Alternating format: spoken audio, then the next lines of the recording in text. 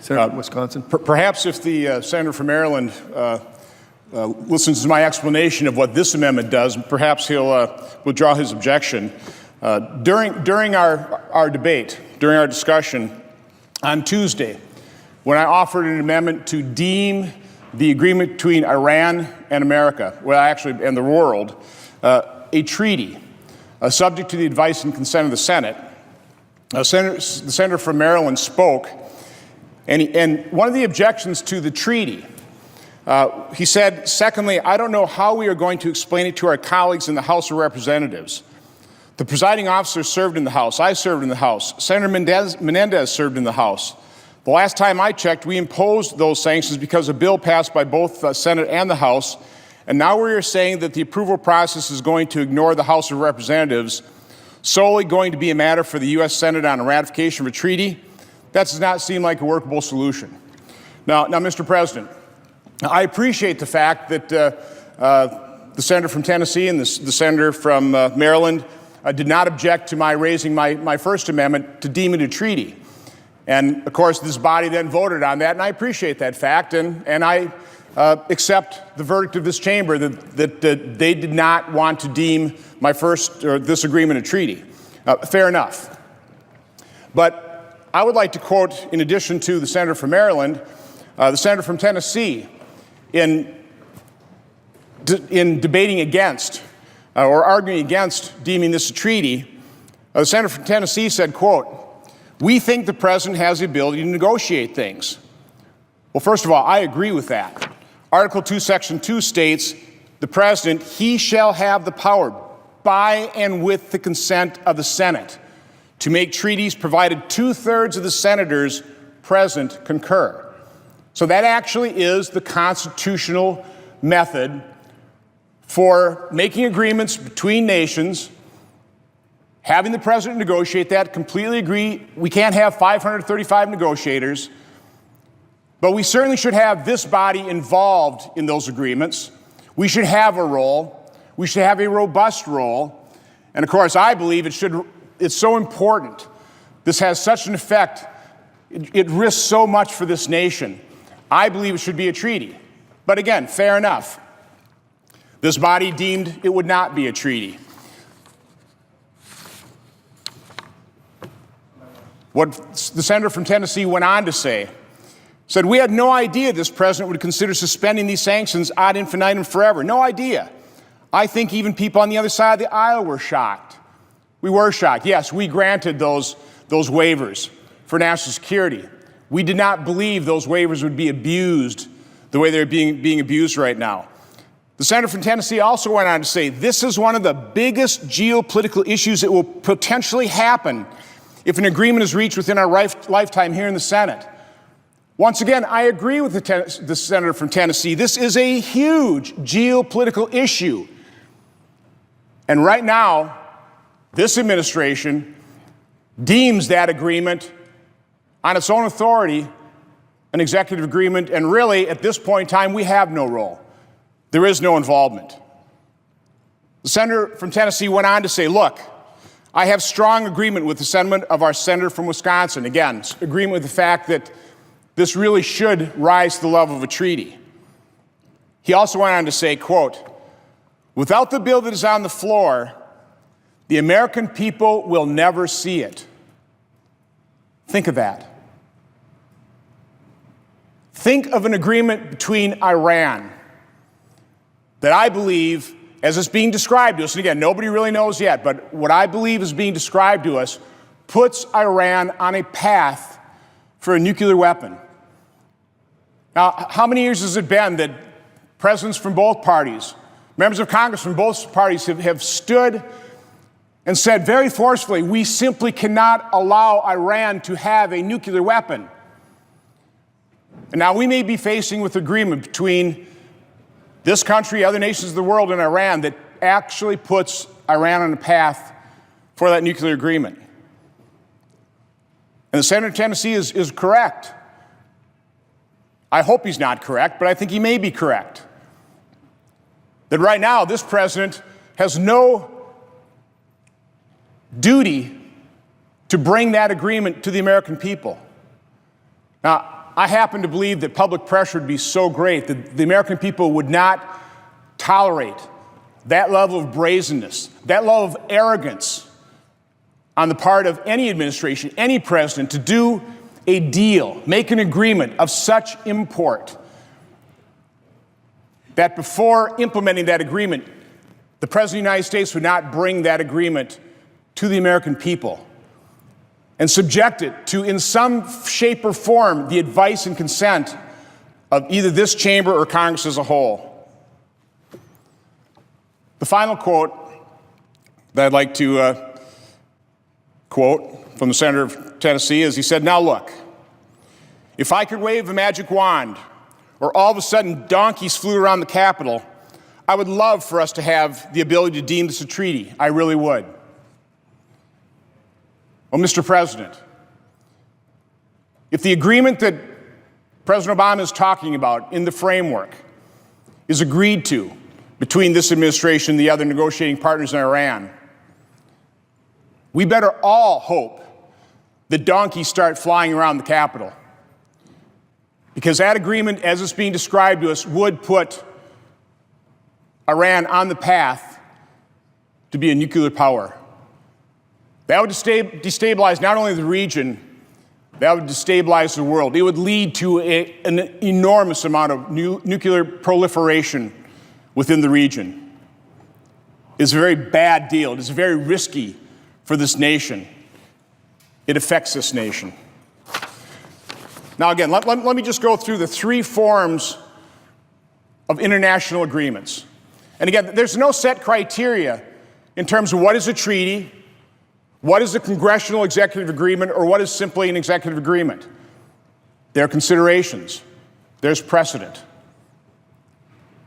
But I go to the Foreign Affairs Manual of the State Department.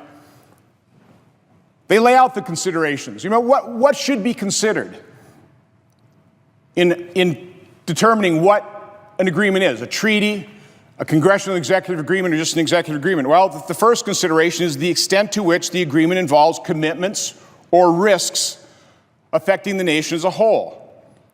The third consideration, whether the agreement can be given effect without the enactment of subsequent legislation by Congress. Well, the fact that we have this bill proves the fact that it needs subsequent legislation by Congress.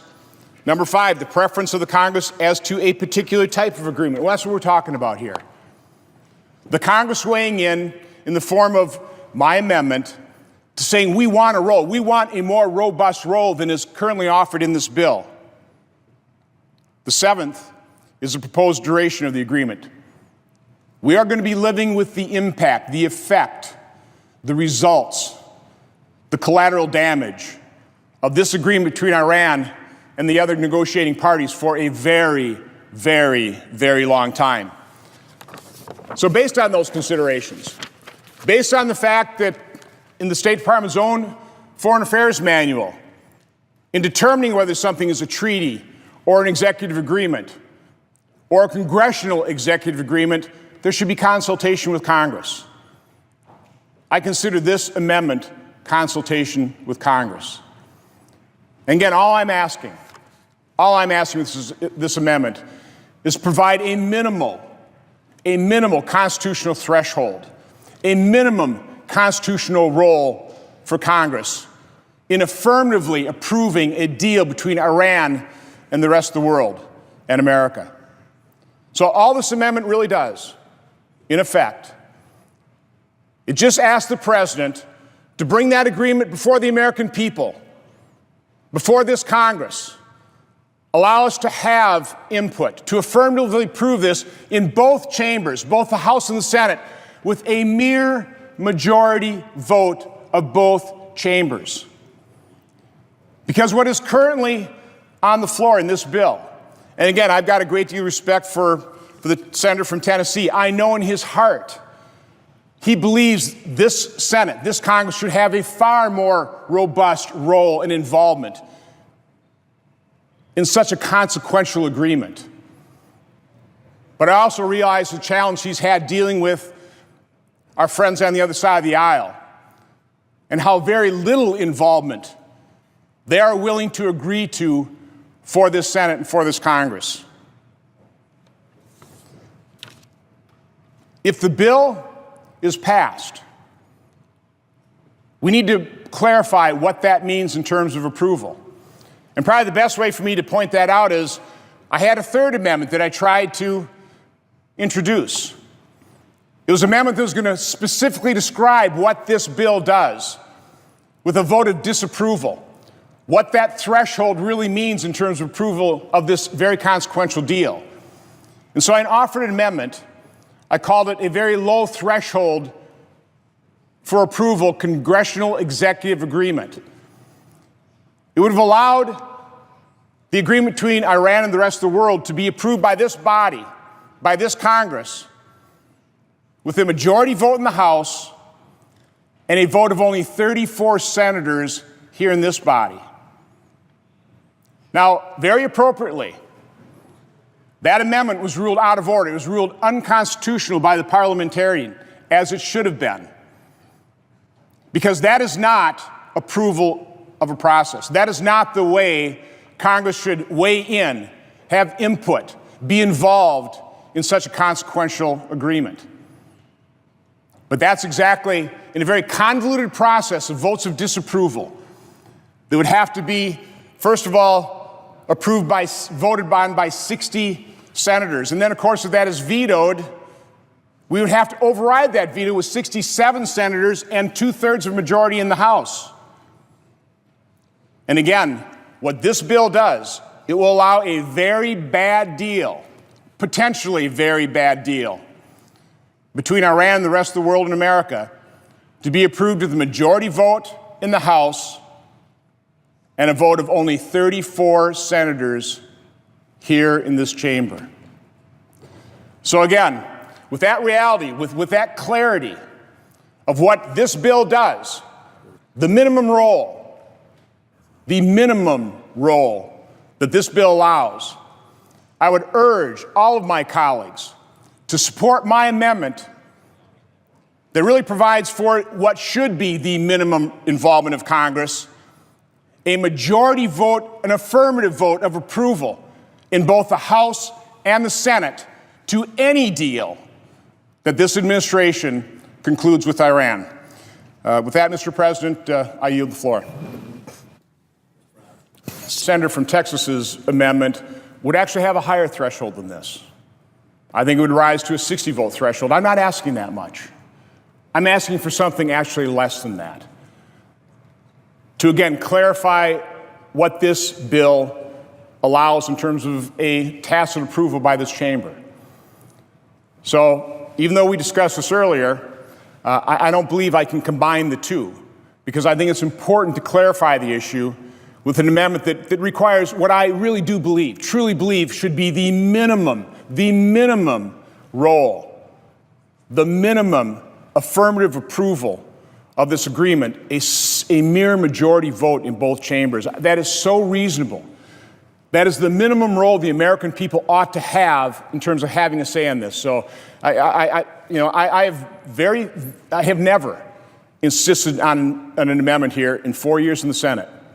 I feel so deeply about this that I really ask both Senator from Maryland and Senator from Tennessee to please just allow a vote on this one amendment. Senator from Wisconsin. I would like to respond to a point frequently made by the supporters of this bill, that this is the only way that this body, that Congress, that the Senate, that the House will see the details of the deal. What the senator from Maryland is saying is this president, our commander-in-chief, will be so brazen, so arrogant as to negotiate and conclude an agreement of such import, of such consequence, and he would then keep it secret from the American people in this Congress. I hope that's not so. But if that's truly the belief, I would be happy to modify my amendment to require that same disclosure of the information, of the details of the agreement. I'd be happy to do that. I'd be happy to work with the other side to do so. But barring that agreement, I still am urging my colleagues, and I'm urging this body to allow a vote on my amendment to clarify what this bill is and what it is not. It is not advice and consent. What it is the minimum threshold, the minimum involvement, the minimum input on the part of the American people through their elected representatives to pass judgment, to affirmatively approve such a consequential agreement with a mere majority of vote of both chambers of Congress. Is that asking so much?